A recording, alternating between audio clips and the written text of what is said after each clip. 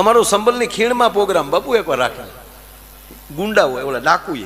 હવે એ તો પછી કાંઈ ઘટે જ નહીં. એણે જે કાંઈ સોના ચાંદી જે કાંઈ લૂંટ્યું તો અમારી માથે મળ્યા ઢગલા કરવા. અને અમને એમ છું ભાઈ હવે પછી તો પ્રોગ્રામ કરવાના રહેતા જ નથી ને. કોથળા ફેર્યા હો અમી તે ફોર્ચ્યુનર આમ હાલે, આગલા વિલા અડે નહીં હો. જ્યાં ડુંગરના ગાળામાં નીકળ્યા હતા એના એ જ આડા ફેર્યા બંદૂકા લઈ લઈને. ભાગ ન પાવે કાઢી નાખો ને કરા માવું હઈ ગયું નહીં થાય. એટલે ભાઈ અમે રાજ્ય પ્રોગ્રામ વાળા હતા એ થઈ, તમે તમારો જ પ્રોગ્રામ કર્યો તાકે અમને ખબર છે ને એ પ્રોગ્રામ કર્યો એ અમારું કર્મ હતું, આ અમારો ધર્મ છે. એટલે ધરબી નાખ્યા હો.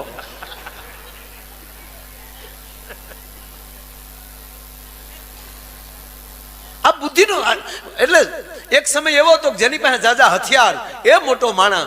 એ પછી એક સમય એવો આવ્યો કે જેની પાસે જાજા પૈસા મની પાવર એ મોટો માણા.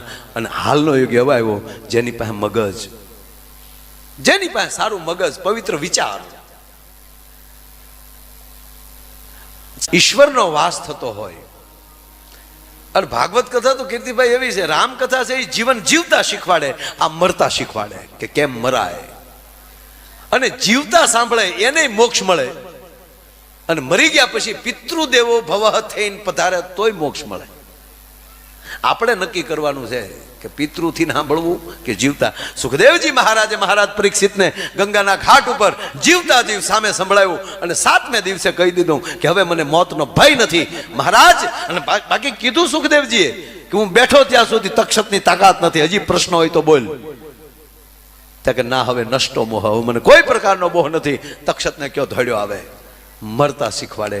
અને ધંધુકારી મર્યા પછી ગયાજી લઈ જાય એનો એને તર્પણ કરે, ગંગાએ તર્પણ કરે તોય એને મોક્ષ ન મળે. જ્યાં પિતૃ મહિનો આવે ત્યાં પાછો આવે ખમા.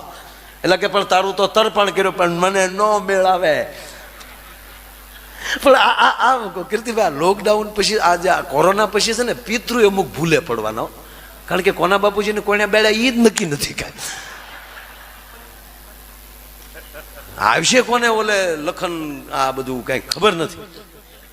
મોક્ષ ન મળે ને ત્યારે મહાપુરુષો પાસે ઋષિઓ પાસે જઈને ગૌકર્ણ મહારાજ કહે. અને ત્યારે ગૌકર્ણ મહારાજ એમ કહેતા હોય, એને કહેતા હોય ગૌકર્ણ મહારાજ તમારે હવે કાંઈ કરવાની જરૂર નથી, આપના મુખેથી જ ભાગવત કથા સંભળાવો. તો સાહેબ ગયાજી જાય અને જેને એમ કહેવાય મોક્ષ ન મળે પણ ઈ જીવે તે એવો પાપીમાં પાપી અધમમાં અધમ જીવ ઈ પણ પિતૃ થયા પછી એને આંગણે ભાગવત બેસે તો એને મોક્ષ મળી જતો હોય. તો મર્યા પછી પણ એમ કહેવાય કે આ મોક્ષ આપ સાંભળીએ તો મોક્ષ ઘીરે જાય ને ભાઈ. તો ઈ જે એના અમુક જે એના છોકરા હોય ભાઈ, ઓહો છોકરા હાટું રાંદલ તેડે પછી છોકરાને કોઈ ન તેડે. એમણા આમ રેઠા રખડતા સડીઓ વગેરે નાકમાલી કપાહ તોળાતો હોય જાણે જીરોના લેમ્પ થતા હોય. અને જેવા મહેમાન આવે તો ઉલ્લી મહેમાનના ખોળામાં પડે. મહેમાન આવ્યા પછી હજ તો એ થાય મહેમાનને ખંભે તો પાછો નાક લૂસતો હોય. મહેમાનને એમ થાય હાય હાય હાય કરી પહેરી. પછી હવે એને બાપે ખીજાને કીધું આમ જામ ખાટલા નીચે વી આવી, ખાટલા નીચે વી આવી. ખાટલા નીચે આવવાનું કીધું, ખાટલા નીચે વી આવ્યું. ખાટલા નીચે ઊંધો હોય અને પગે પગે મહેમાનને ઊંચા કરે દીઘી દીઘી દીઘી દીઘી. પછી મહેમાને બાપુ કીધું ગરદણીને મહેમાને કે આ છોકરો માનતા વગેરે લાગે. હકીકત એ જ હતું, એમ જ આવેલો હાવ. આ છોકરો માનતા વગેરે લાગે કે તમને કેમ ખબર પડે તમારું નથી માનતો એટલે. જો આ યુગ છે એ બુદ્ધિનો યુગ છે 100% દાદા. એક સમય હતો કે જ્યાં જેની પાસે ગૌધન વધારે એ ધનવાન કહેવાતો હતા, એટલે જેને નંદનું બિરુદ મળ્યું છે. એક સમય એવો હતો કે જેની પાસે ગૌધન વધારે, પશુધન વધારે. એ પછી એક સમય એવો આવ્યો કે જેની પાસે જમીન વધારે, જમીનદાર મોટો હતો. એ પછી એક એવો સમય આવ્યો કે જેની પાસે જ્યાદા હથિયાર.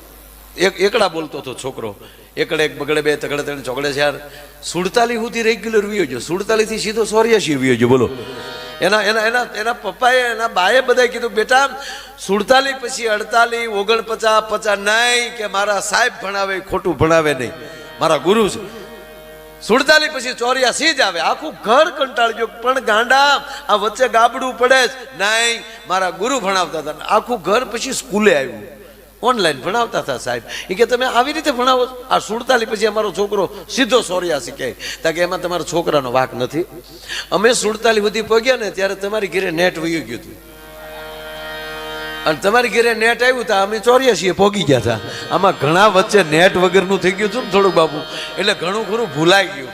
ઓલો દીકરો ને એના બાપુજી બે ગાડી લઈને નીકળ્યા. સ્કૂલના બિલ્ડિંગ પાસેથી નીકળ્યા એટલે છોકરે કીધું, પપ્પા ગાડી ઊભી રાખો તો આ બિલ્ડિંગમાં મને જાણે એમ તું 2 વર્ષ નથી ગયો, એમાં ભૂલી ગયો તું. અને ભાઈ ખૂબ ઘરે બેઠા બેઠા માણસોએ લોકડાઉનમાં ખૂબ કીર્તિદાનભાઈને સાંભળ્યા, કલાકારોને સાંભળ્યા, સંતોને સાંભળ્યા. અમુકે ફિલ્મો એટલી જોઈ, અમુકે મહાભારત સિરિયલો આખી પૂરી કરી નાખી, અમુકે રામાયણ સિરિયલ, અમુકે હારા હારા પુસ્તકો વાંચ્યા, અમુકે એમાંથી ટુકડા કાઢ્યા. પણ જેને બહુ મહાભારત જો તમે અત્યારે જેની ઘરે જાવ ને તો જે વસ્તુ એને લોકડાઉનમાં કરી ને એ આપણને તરત ખબર પડે. અમુકે જો મહાભારત જ કીર્તિભાઈ પૂરા કરી નાખ્યો તેની ઘરે જાય તો એવું જ સાંભળવા મળે. એની મમ્મી કે એને આખું આવું. હમણાં 12મા ધોરણનું આ બધું બાપુ, હવે તો સ્કૂલો ચાલુ થઈ. તો એક છોકરો 12મા ધોરણનો વિદ્યાર્થી સ્કૂલે નહોતો જતો, બોલો સ્કૂલે નહોતો, એટલે મૂળ તો ભૂલી ગયેલા છોકરા બધા. એના બાપે 2 વર્ડમાં નાખ્યો, ભડ ભાદર થયો છો, સ્કૂલે નથી જવું તો મોટો થઈને શું બનવા માંગેશ તું શું બનીશ મોટો થઈને?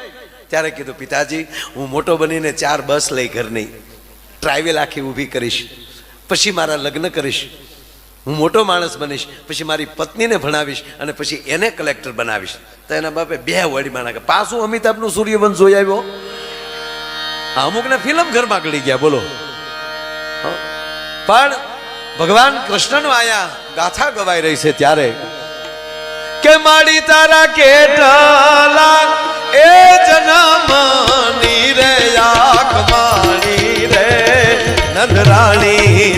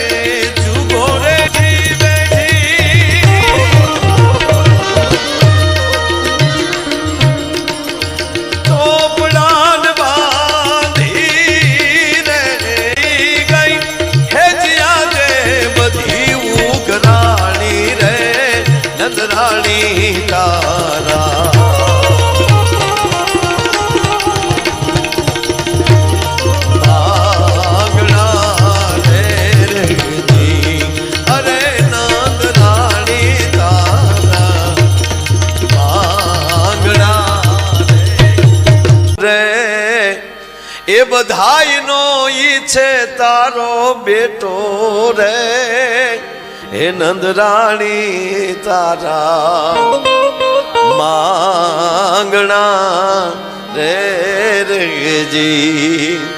બાપુ લગ્નમાં આવ્યા ત્યારે આપના માતુશ્રી નામે દર્શન કર્યા ત્યારે મનોમન નહીં જતું કે આ જગતનો બાપ જેના ઘરે દીકરો થઈને આવ્યો હોય.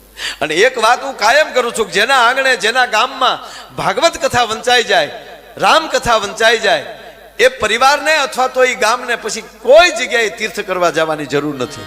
એટલે જવાની ના નથી પાડતો, પાછા જાજો. પણ જવાની જરૂર રહેતી નથી. પછી પધારો પધારો દાદા યજ્ઞેશભાઈ ઓઝા પૂજ્ય ભાઈ શ્રીના કૃપા પાત્ર ભાગવતાચાર્ય પધાર્યા છે, એનું હાર્દિક સ્વાગત કરી છે. દાદા પધારો.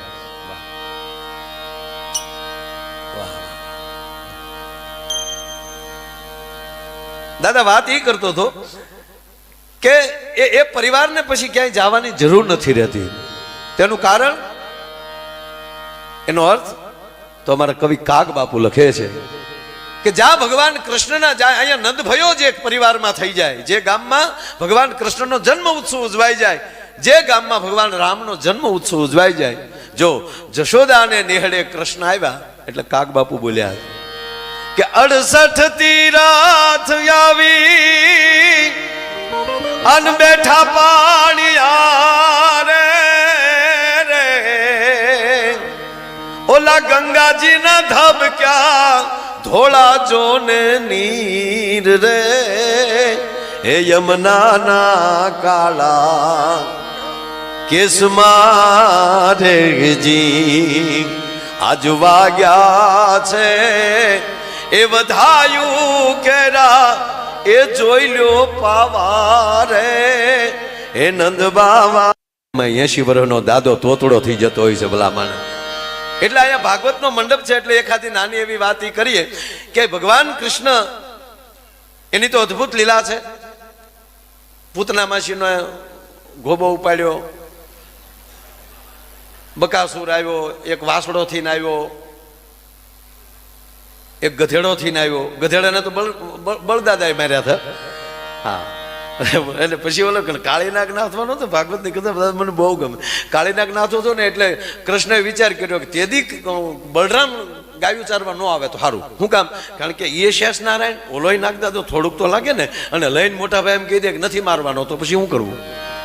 બલરામજી કાલે ના આવે કરીએ, અને બલરામજીના સાહેબ વખાણ કરીને કીધું કે બલરામજીએ ગધેડો માર્યો, અને બલરામજીએ કીધું કે નહીં કૃષ્ણ તેમ કહેવાય કે આવ્યા. પણ મારે એક અમારું લોક ભાગવત થોડી ઘણી વાતો કરવી. એ ભગવાન કૃષ્ણ પછી તો ગોઠણિયા પર રમે છે. ગોઠણિયા પર રમતા રમતા ભીત પકડીને રમતા થયા, હાલતા શીખ્યા, અને પછી તો મારો બાપલ્યો છૂટા પટ્યો. 7 વર્ષના થયા ને કૃષ્ણ તો આખા ગોકુળને ચક્રાવે ચડાવી દીધું. બાળપણ તો આવું જ હોવું જોઈએ. ઘણા નથી કહેતા અમારો છોકરો આમ જો કોઈની સાથે બોલ, તારો ડોહો પોદળો થાય. બાળપણ તો એવું જ હોવું જોઈએ ને ભલામણ. બાળપણ કૃષ્ણ જેવું હોવું જોઈએ, યુવાની મર્યાદા પુરુષોત્તમ રામ જેવી હોવી જોઈએ, અને ગઢપણ એમ કહેવાય કે મહાદેવ શિવ જેવું હોવું જોઈએ. પણ બાપુ હવે કઠણાઈ એ છે, જેમ જેમ ગઢપણ અમુક પકડતા જાય ને, અમુક એ જેમ ગઢપણ પકડતા જાય એમ કાઠુડા જેવા થતા જાય. ઓટલે બેઠો બેઠો કહેતો આ કોના ઘરના નીકળ્યા? તારા મંદિરમાં નજર્યું કરી મરી જાય હા વામણા. પણ પછી તો જે ભગવાન કૃષ્ણજી 7 વર્ષના થયા સાહેબ, તો કોઈ ઘર એવું બાકી ન હોય કે ભગવાન કૃષ્ણના તોફાન ને પોગ્યા હોય. અને પાછું ઘર દીઠ એક એની કમિટીમાં હતું, એક છોકરો, ઘર દીઠ છોકરો એક કમિટીમાં. અને એ જ બધા પાછા છોકરા બધા રિપોર્ટ આપે કે આજે અમારા ઘરે આ વસ્તુ છે. જેના ઘરે સારી વસ્તુ બની હોય, સારું વધારે માખણ હોય, એની ઘરે જ રેડ પાડવાની. ગઢવી સાહેબ કૃષ્ણએ પોલીસનું કામ બહુ કર્યું આવું. અને પછી શું થયું કે કોઈની ઘરે કોઈ સલામતી નહીં. પછી ઘરે ઘરે મિટિંગો થઈ ગઈ. બધાય ઘરવાળાએ પરિવારે નક્કી કરી લીધું ખોટકાઈ ગયેલા હોય ઘેરે રહ્યો. અમુકની ઘેરે ડોસ્યું, અમુકની ઘેરે ભાભા, એટલે કોઈ ઘર રેઠું જ નહીં. હવે કાનુડા હાકા ન કરાવી દઉં ને તો જમના ડોહી નહીં, એમ ઘરે ઘરે એકને રાખી દીધા. એટલે બન્યું કેવું સાહેબ, બધા છોકરાએ કીધું કે ભાઈ અમારું ઘર રેટું નથી, અમારું ઘર રેટું નથી. કૃષ્ણ કહે હવે કરવું શું? તોફાન કર્યા વગર તો ચાલે નહીં. અને સાહેબ પછી છેલ્લે યમુનાને કાંઠે ડેરો નાખ્યો કે બાયું પાણી ભરવા તો આવશે ને, ક્યાં જાહે? એ પાણી ભરવા કોઈ આવે અને જાવડે એક ગોવાળિયો બેસી ગયો, અને ગિલોલીનું સંશોધન કીર્તિદાન તેદી થયું. પાટ ભરી નીકળ્યા, ઠડાક કરતી ગિલોલી મારે, માટલું હેઠું. હવે સાહેબ પાણી ભરવામાં તકલીફ પડી, અને એમાં એક બાઈ પાણી ભરવા માટે યમુનાને કાંઠે ગઈ છે, અને પાણી ભર્યા વગર એમ કહેવાય ખાલી બેડે પાછી વળી. એ ખાલી બેડે પાછી વળી, એમાં કોઈએ પૂછ્યું બાઈ ક્યાં ગઈ હતી? કે પાણી ભરવા. કે તારું બેડું તો ખાલી છે. તા કે ખાલી જ હોય ને. ત્યાં કે ન્યા ઓલો નટખટ ઊભો છે, અને જો પાણી ભરવા જાય ને કે કેમ જાવું પનઘટ પાણી ભરવા, સાહેલી પાણી ભરતા મારે કાન કાકરી રે કેમ જાવું એ કેમ જાવું પણ ઘટ પાણી ભરવા એ બાયુ ત્યાં પાણી ભરવા કેમ જાવું ત્યાં ઓલો નટખટ ઊભો છે એટલે બીજી બાઈ શું કીધું કે ઘરે મહિના માટ નહોતો રહેવા દેતો માખણ નથી રહેવા દેતો અને હવે પાણી હેડે એને કબજો કર્યો એટલે આવી રીતે ચલાવવાનું એટલે આ બાઈ હતી ને સમજદાર હતી કે ના એવું નથી આગળ ગાયો લઈને વયો જાય ને પછી પાણી ભરી આવશું જો આ સમજાય આપણે જેને અરે વાંધો હોય પાનને ગલ્લે ઊભો હોય તો આપણે ઘડીક ન જવું જોઈએ કે આગળ માવું છોડીને વયું જાય પણ આપણા મીટર નોખા હોય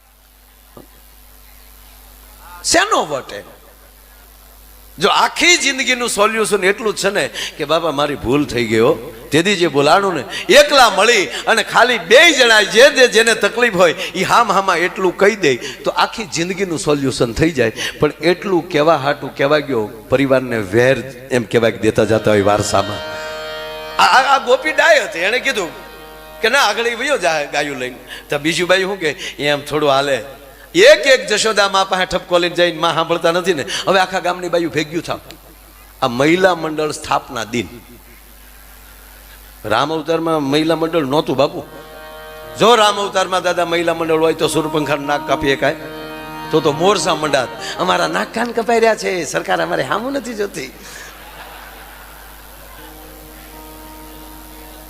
એક એક એક એક સાસુ પાસે એનો જમાય આવ્યો જમાઈ આવીને મળ્યો એને સાસુને કહેવા કે સાસુમાં હદ કરી હો તમારી દીકરીએ હો ભૂલ્યું છે તમારી દીકરીમાં હો ભૂલ્યું છે તેને હાહુએ કીધું સાચી વાત છે કુમાર એટલે જ અમને સારો છોકરો ન મળ્યો તમે જ્યારે કોકને કહેવા જાવ છો ને ત્યારે પોતાનો ગાળિયો ડોકમાં આવે ને આવે એમાં કાંઈ ઘટે નહીં અહીંયા બધી બાયું ભેગી થઈ અને બરોબર એમ કહેવાય કે હાલો આજ બધું ભાઈઓ ભેગ્યું થઈ અને માં જશોદાને નેહડે ઠપકો દેવા જાય અને બધું બાયું જેમ કહેવાય કે ધીરે ધીરે હાલી આવતી હતી એમાં એક બીજું ટોળું સામું મળ્યું એ બાયું પૂછે છે કે એ બાયું બધું ક્યાં જાવ છો તો કે માં જશોદાને ત્યાં ઠપકો દેવા જાય તો કે અમે કેદીઓની રાહ તો હાલો અમે આવીએ બાપુ બધી બાયું ફરિયાદ નહોતી કરતી હો અમુક એની લીલામાં હથવારા કરાવતી થયો પણ અમુક તો ઘરે બરકીને એને ખવડાવતી થયો મારે ઘેરે આવજે માવારે હવારે ઢેબરું ખાવા હું કામ કે આને હબ ખવડાવો હબ મોટો થાય અને હબ કંસને મારે તો ધરતીનો ભાર હળવો થાય આખો કેસર આંબો હોય ને સાહેબ તો એમાંથી બે ભડદા નીકળે એમ ગમે એ ગામ હોય ગામો ગામ સુરાભાઈ બે ત્રણ ભડદા નીકળે આપણે ગમે એટલું તમે કીર્તિભાઈ સારું ગાતા હોય શૈલેષ બાપુ સારું ગાતા હોય જે કોઈ સારું ગાતા હોય હું કદાચ સારું બોલતો હોઉં તો બે ત્રણ જણા તો એમ જ કે મારા દીકરા ઉપડી ગયો હા અને કઈ ઓછા થોડા લે આવડા ઓછા પણ તમે દીધા કોને એ તો કયો યાર પ્રિય બોલવું એ પરમાત્માની કૃપા હોય તો જ બોલી શકે ઝેરનો કટોરો સાહેબ પધારો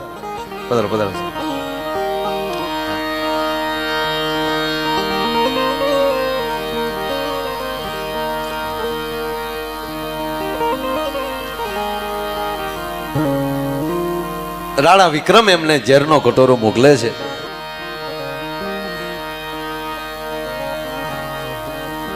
પણ આજ મનોમન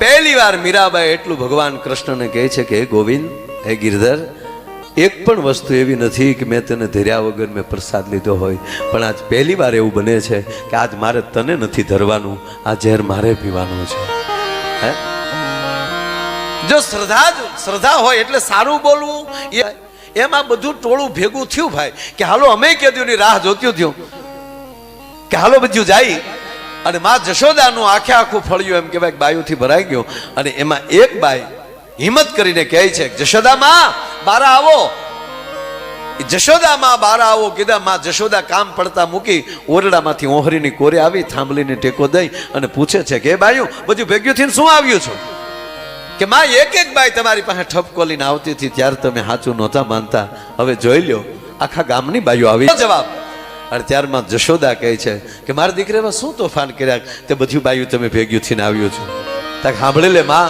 તારો દીકરો કેવા તોફાન કરે કે મધરાતે આવીને મોહન